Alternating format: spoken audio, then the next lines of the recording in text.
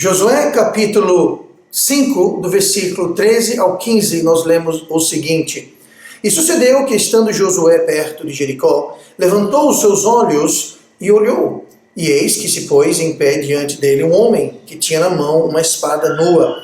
E chegou-se a José a ele e disse-lhe: És tu dos nossos ou dos nossos inimigos? E disse ele: Não, mas vem agora como príncipe do exército do Senhor. Então Josué se prostrou com seu rosto em terra e o adorou e disse-lhe: Que diz meu senhor ao seu servo? Então disse o príncipe do exército do Senhor a Josué: Descalça os sapatos de teus pés, porque o lugar em que estás é santo. E fez assim Josué. E vamos orar. Amado Pai, obrigado pela tua palavra, abençoe agora a leitura dela, abençoe o nosso ouvir. Use-me agora para trazer a sua mensagem com poder e eficácia. Nós pedimos essas coisas no nome de Jesus. Amém.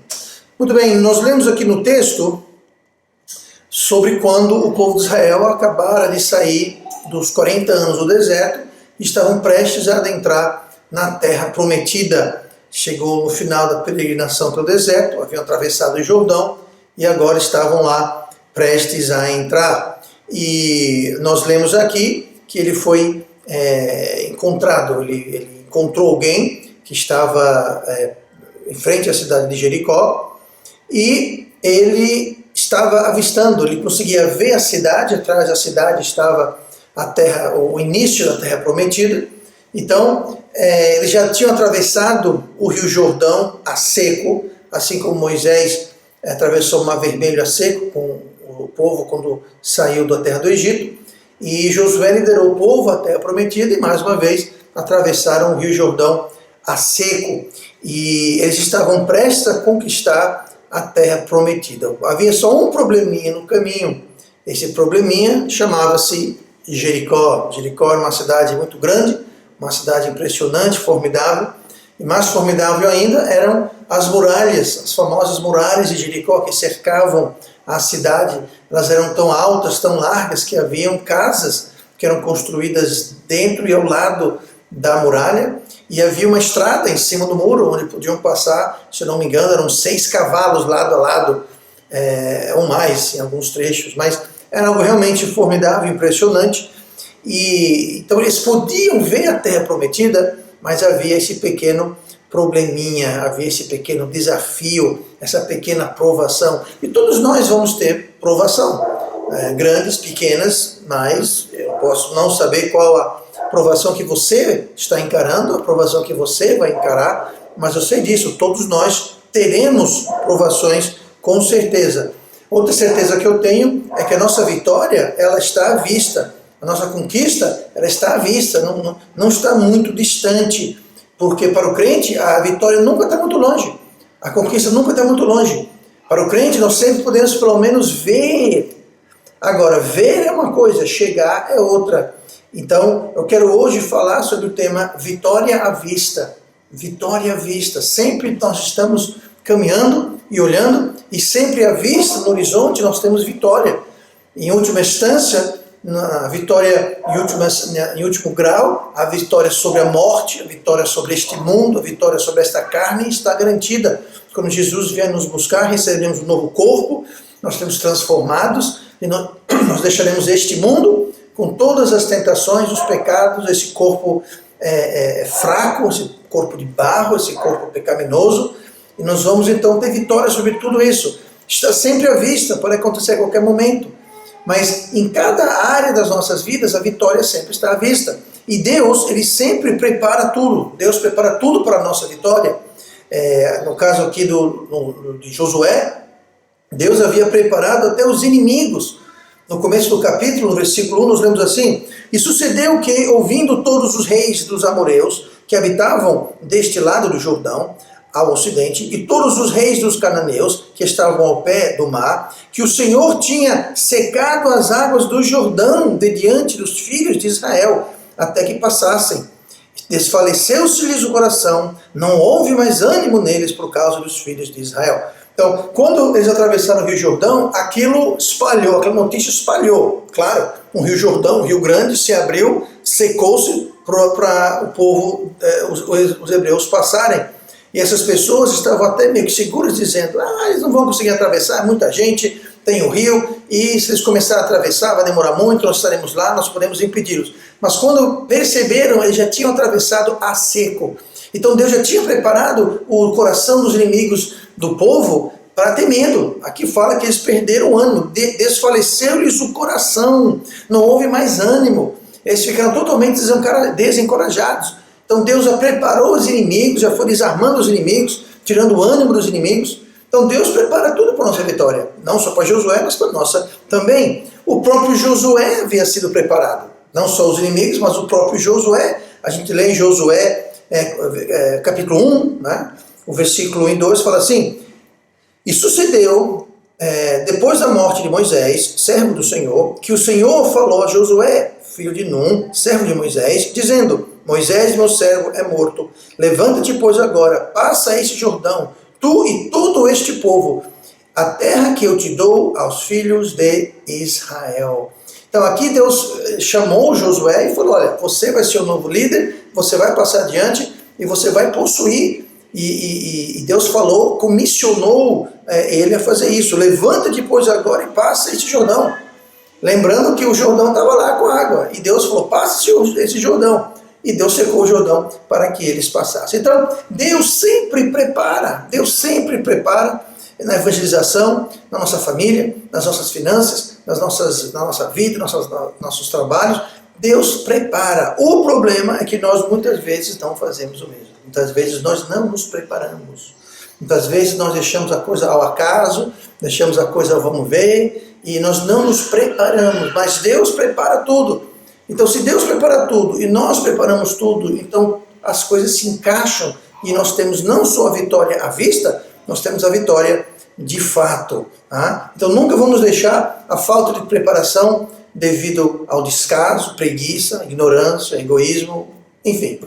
Vamos sempre estar preparando-nos, porque Deus prepara tudo e nós temos que preparar a nossa parte para a gente poder alcançar a vitória. Então, com isso em mente, eu quero ver alguns componentes, algumas coisas que nos ajudam a nos preparar para a vitória, que aqui desse episódio, como nós vimos com Josué. Olha no versículo 9 do capítulo 1 de Josué, nós lemos agora há pouco Josué 5, peço que você abra em Josué 1, no versículo 9, a primeira metade fala assim: não te mandei eu, isso que é Deus falando para Josué, não te mandei eu, esforça-te e tem bom ânimo, não temas nem te espantes. Então a primeira coisa que é necessária para você ter a vitória é você ter um coração corajoso. Tenha um coração corajoso. Por quê? Porque Deus está mandando. Deus falou: não temas, tem de bom ânimo, não te espantes. Então não deixe nada atemorizar você. Tenha bom ânimo, seja corajoso. E Josué estava com o coração valente porque Deus mandou ele estar com o coração valente. Agora, a coragem vem não de você ser machão e essa coisa toda, destemido, não. A coragem vem de ser destemido, vem de esperar e confiar no Senhor. Salmo 27, versículo 14 diz o seguinte: espera no Senhor, anima-te e Ele fortalecerá o teu coração. Espera, pois, no Senhor. E foi justamente isso que Deus disse a Josué. Ele falou para não temer. Ele falou no versículo 9: não estou mandei eu, não estou mandando você, eu não estou dizendo para você ir. Então se esforce, tenha de bom ânimo, não temas, não se espante, porque o Senhor, teu Deus, é contigo, por onde quer que andares. Então, se a gente confia em Deus, espera em Deus, a gente não precisa ter medo, não precisamos desencorajar. A palavra desencorajar é justamente isso, é perder coração, perder coragem. Então, nós temos que ter um coração corajoso, porque Deus manda e Deus fala: vá que eu estou mandando. Se você e eu estamos fazendo a vontade de Deus, então pode ter coragem. Agora, se estamos desobedecendo Deus, a conversa é outra. Então, você tem todo motivo para estar temendo Deus se você está desobedecendo a Ele. Então, Josué não temeu. Tinha um coração valente, corajoso, e apesar que o desafio era estranho, o que Deus tinha mandado de fazer era atravessar o Jordão e depois possuir a terra, começar a possuir a terra, começando por Jericó. E o desafio foi estranho. A gente leu no versículo 13 o seguinte: E sucedeu que, estando Josué perto de Jericó, levantou os olhos e olhou. Então ele estava perto de Jericó, olhou, viu Jericó à distância, e eis que se pôs em pé diante dele um homem que tinha na mão uma espada nua. E chegou-se a Josué a ele e disse-lhe: És tu dos nossos ou dos inimigos de Deus? Essa palavra espada nua quer dizer uma espada desembainhada, ou seja, ela não estava na bainha, ela estava fora. Então Josué viu e tinha um homem que estava lá com a espada na mão. E Josué não sabia quem ele era, não sabia se era amigo ou inimigo, tanto que ele pergunta para ele: você é dos nossos ou você é dos inimigos? E Josué não fazia a mínima ideia se era amigo ou inimigo. Agora, ele teve muita coragem, ele não correu, não desanimou, ele foi e corajosamente perguntou: você é amigo ou você é inimigo? Você é dos nossos ou dos inimigos? E o cara com a espada na mão. Agora, o versículo 5 diz: ninguém te poderá resistir. Tá? Versículo 5 de Josué 1, no capítulo 1, Deus falou: ninguém poderá te resistir todos os dias da tua vida, como fui com Moisés, assim serei contigo, não te deixarei, nem te desampararei. Então ele falou: olha, ninguém vai poder resistir você. Então ele falou isso para Josué no capítulo 1, versículo 5. No capítulo 5, versículo 13, aparece um homem com a espada desembainhada, e Josué falou: eu não vou ter medo de você, ninguém nada vai resistir a mim, porque Deus está comigo. Então ele não correu, simplesmente falou: você é amigo ou inimigo? Se for amigo, bom; se for inimigo, você vai se ver comigo agora. Tá? Então ele estava com o coração corajoso. Na verdade, aquela pessoa, se você está interessado em saber, aquela pessoa, sabe quem era? Era Jesus. Era Jesus Cristo. É o que chamamos uma teofania, ou seja, uma aparição de Cristo no Velho Testamento. Ele apareceu lá na carne e osso. Então, esse homem falou no versículo 14, era Jesus, tá? Ele falou assim: vem agora como príncipe do exército do Senhor. Essa palavra príncipe quer dizer o capitão, o general. Eu sou o líder do exército do Senhor. Essa palavra Senhor, quando você vê no Velho Testamento Senhor, tudo em maiúsculo, como ele está aí, todas as letras em maiúsculo, é uma tradução da palavra Jeová. Tá? Então ele falou: eu sou o capitão general do exército de Jeová. E quem é o capitão do exército de Jeová? É Cristo. Tá? Aí no versículo 14, Josué fez o quê? Ele se prostrou com o seu rosto em terra e o adorou. Então Josué entendeu exatamente o que esse homem falou. Ele sabia exatamente que ali era Deus, tanto que ele se prostrou e ele fez o quê? Adorou. Note que esse homem não falou: deixa disso. Não. Estava certo, me adore mesmo, porque eu sou Deus, eu sou Jesus, eu sou Cristo. Tá? Não era conhecido com esse nome naquela época, mas Josué sabia quem era, e Josué basicamente falou: ok, estou às ordens, capitão general dos exércitos do Senhor. Agora, uma coisa que é impressionante aqui é o que o homem respondeu a ele. Ele falou: olha, você está em terra santa, então descalça os sapatos dos teus pés. Então ele já está dando a primeira ordem. Qual era essa primeira ordem? Qual era esse grande primeiro mandamento? Era algo bem simples, era algo bem fácil. Era simplesmente: tire os sapatos, fique descalço. E Josué obedeceu 100%. Porque no versículo seguinte, no 15, ele fala assim: e fez Josué assim. Você quer ter grandes vitórias em Cristo e com Cristo e por Cristo? Então faça como Josué: obedeça e seja fiel no pouco, no simples. Seja fiel no pouco, no pequeno e no simples. Não é isso que fala Lucas 16:10? Quem é fiel no mínimo também é fiel no muito. Quem é injusto no mínimo também é injusto no muito. Então, se a gente quer ter grandes vitórias em Cristo, então nós temos que ser obedientes não só nas coisas grandes, mas nas coisas pequenas também. Josué foi fiel no mínimo e foi chamado para fazer grandes coisas para Deus. E fez grandes coisas para Deus. Mas tudo começou com um comando simples. E o grande problema de muitos crentes hoje, eles não querem ser fiéis nas coisas pequenas. Leia a Bíblia, orar, ir para o culto. Ok, esses dias está todo mundo escusado de ir para o culto, porque está tendo culto presencial na Igreja Batista Metropolitana, mas coisas pequenas, coisas pequenas. Você pensa: não, se Deus chegar aqui e mandar eu fazer uma grande coisa, se você for infiel no pouco, você vai ser infiel no muito. Jesus falou isso. Não, pastor, é o seguinte: quando ganha na loto, aí eu vou. Não, não vai não. Se você está desempregado hoje, tá? E você faz um bico aqui, você faz um bico ali, e você não dizima disso, no pouco, no mínimo, Quando chegar na loto, não pense você que você vai começar a ser fiel no muito, não. Não sou eu que estou dizendo. Pastor, como é que você sabe disso?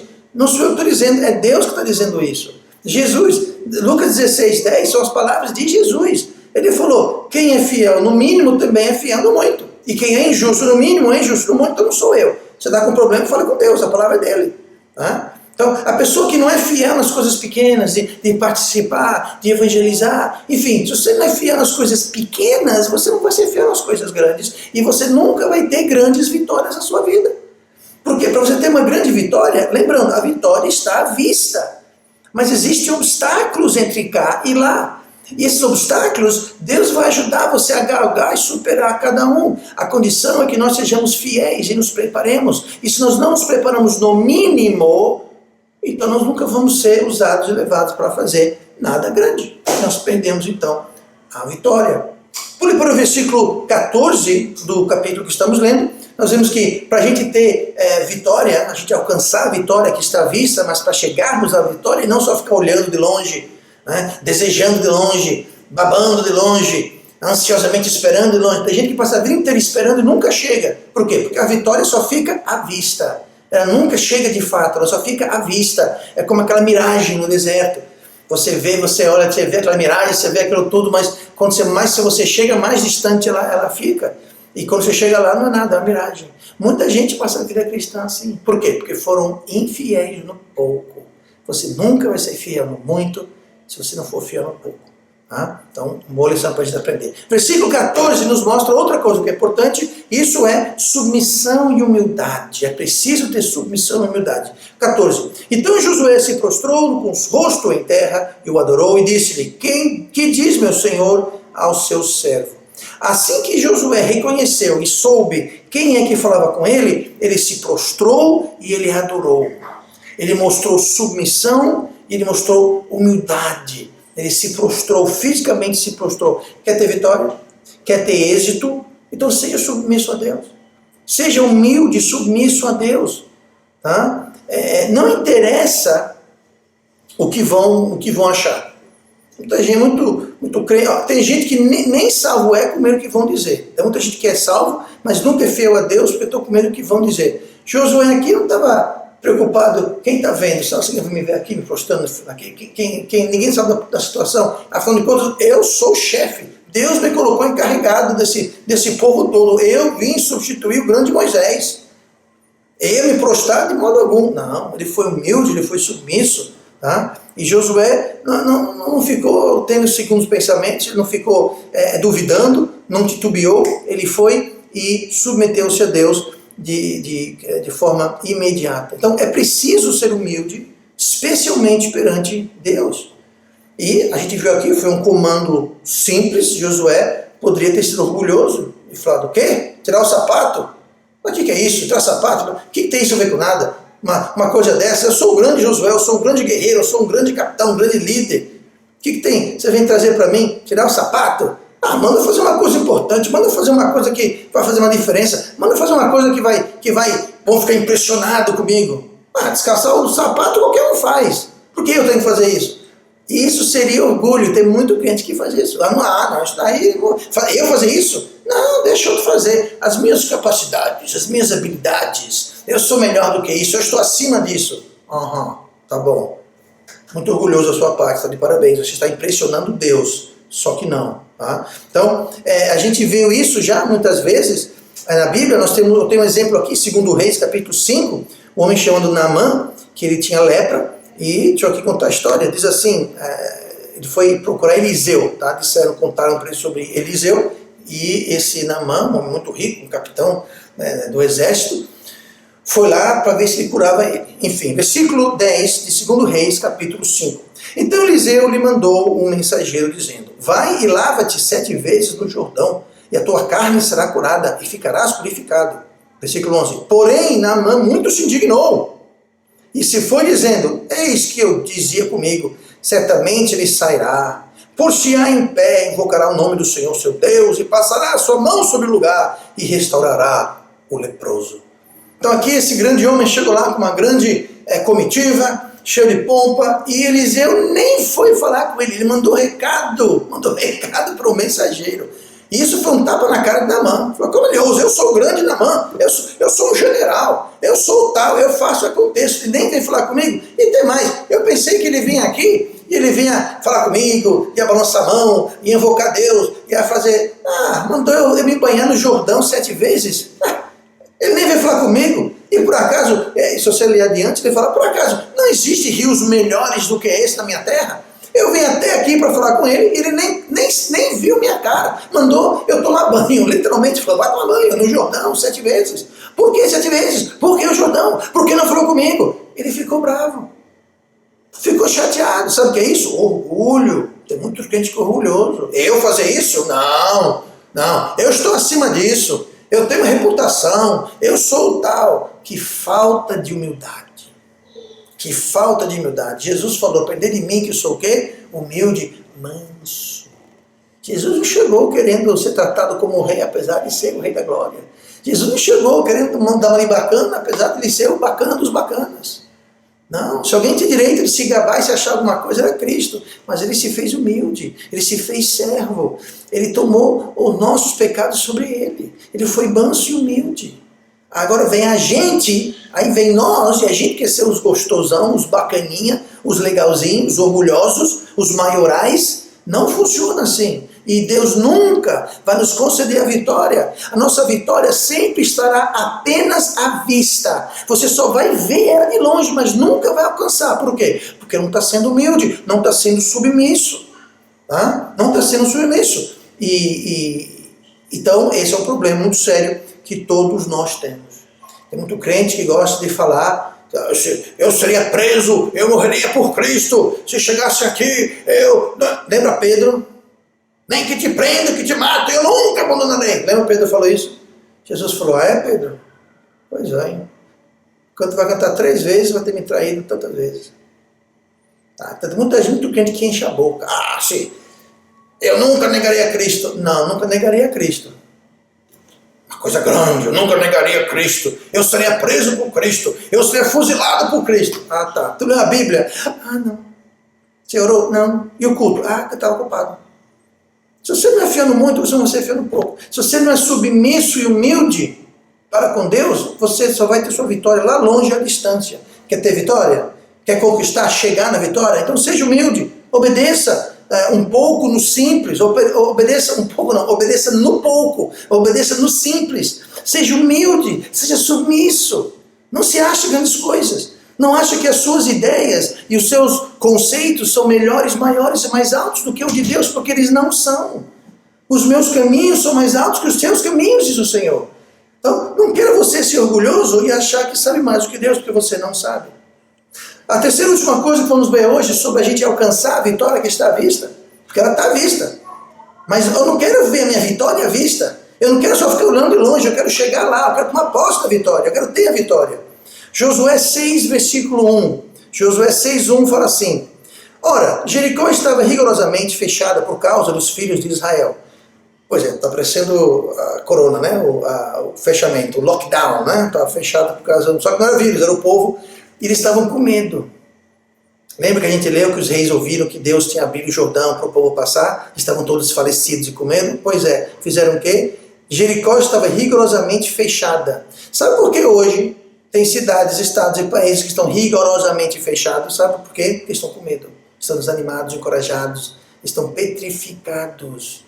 Eu acho engraçado ler outro dia isso, que muitos desses países e muitas das pessoas dizem: eu não creio em Deus, que eu não consigo enxergar. Ok, se você não crê e não tem um Deus invisível, tá certo. Você já viu um coronavírus?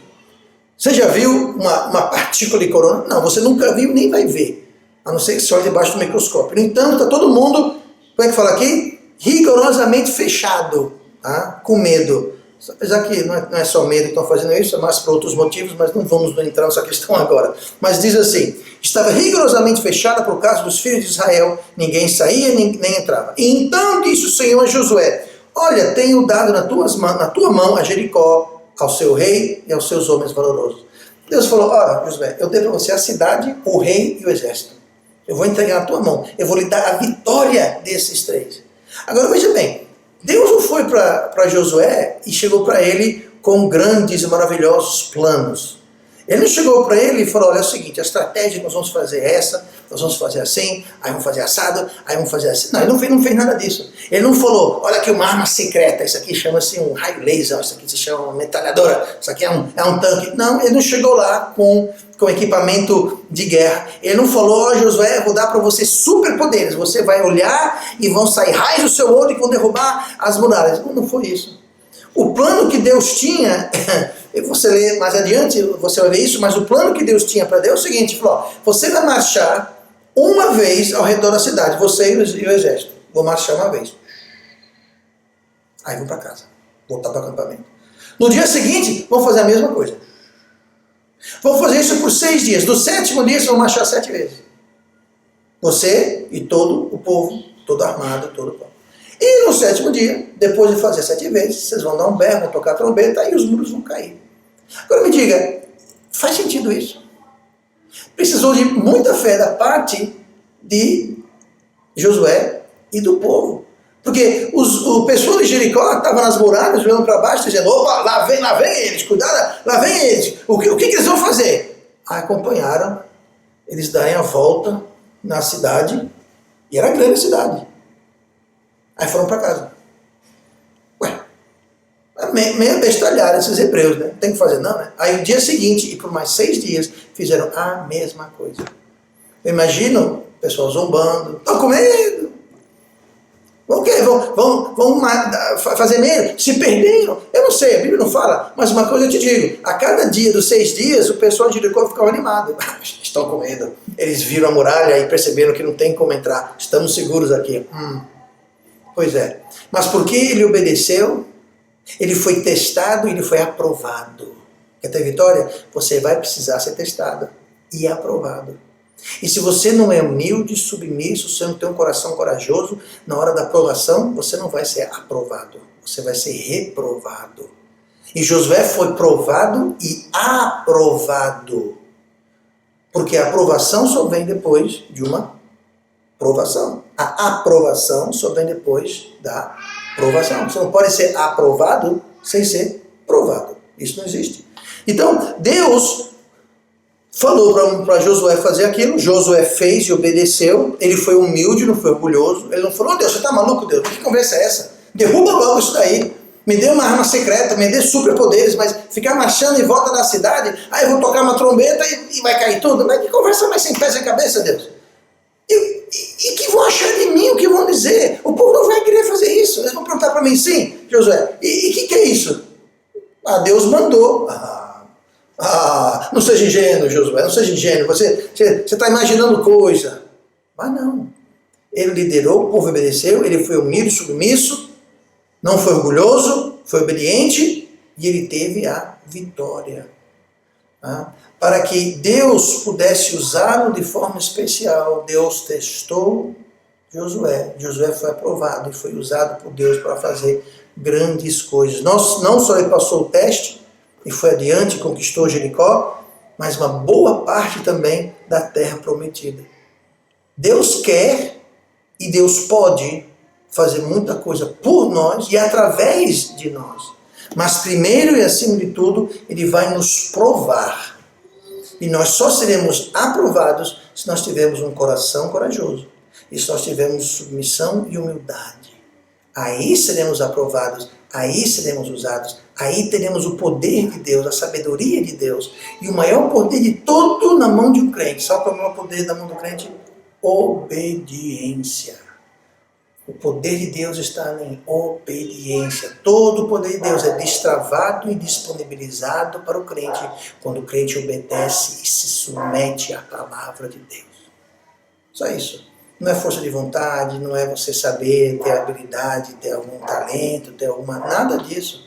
Não tem intelecto, conhecimento, sabedoria, contato, não é nada disso. Ser bom, não é nada disso. O poder de Deus é destravado pela obediência e submissão à palavra de Deus. Tá bom? Nós temos que entender e aprender isso uma vez por todas. Te perguntar para você uma coisa, o que falta para você conquistar? O que está lhe faltando para você não ter a vitória à vista, mas ter a vitória de fato? Porque a vitória vai ser refletida e nós vamos enxergá-la como uma miragem, mas nós só vamos conquistá-la quando nós tivermos esses ingredientes básicos. Talvez a falta de vitória na sua vida, talvez, eu não sei, mas talvez seja simplesmente por teimosia em alguma dessas áreas, alguma falha, alguma fraqueza em alguma dessas áreas. Né? Talvez é algo tão simples que tem passado despercebido, mas cabe a você se examinar, cabe a você pedir a Deus para lhe mostrar, escrutinar seu coração e mostrar para você o que é que está faltando, porque Deus quer nos dar vitória, Deus pode nos dar vitória, nós queremos a vitória está sempre à vista, mas está à vista não é alcançá-la, está à vista não é você ter a vitória. Então não vamos esperar grandes vitórias sem esses ingredientes. Não vamos esperar grandes coisas de Deus sem esses ingredientes. E nós devemos esperar grandes coisas quando somos fiéis nas coisas pequenas. Isso é um bom termômetro. Aquele crente que não é fiel no pouco não vai ser fiel no muito. Então vamos ser fiel em tudo, no pouco e no muito. No grande e no pequeno.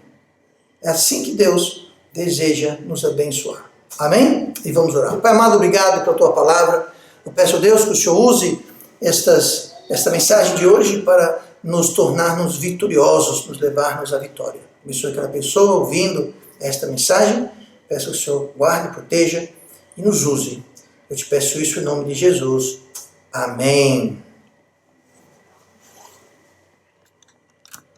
Sim.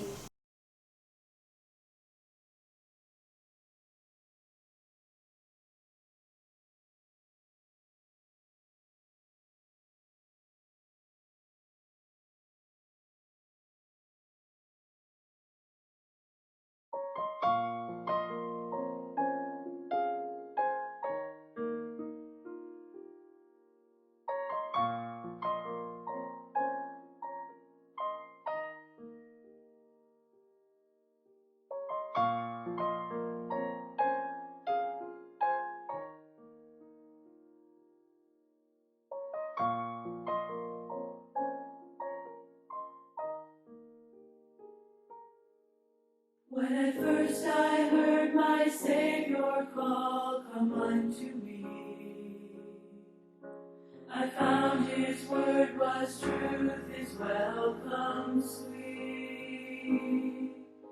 Each promise He fulfilled, each raging storm He stilled.